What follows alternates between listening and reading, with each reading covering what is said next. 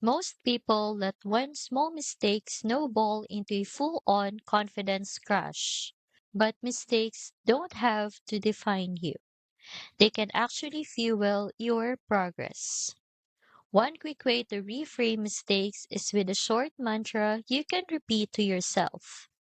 Let me show you how to create one using ChatGPT.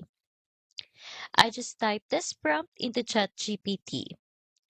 Write me a quick three-line mantra to reframe mistakes as progress.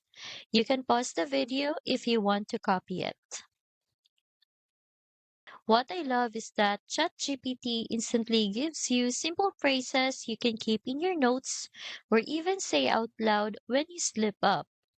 Instead of spiraling into doubt, you train your mind to see mistakes as proof you're learning and moving forward.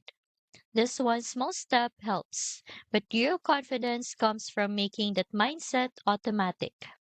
That's exactly what the Confidence Challenge is designed to do. Across 5 steps, it gives you daily tools and guided processes to rewire how you see yourself so confidence becomes second nature. And you're not on your own. You will also get a personal one on one advisor to guide you through the steps, plus email and add templates you can put your new confidence into action right away.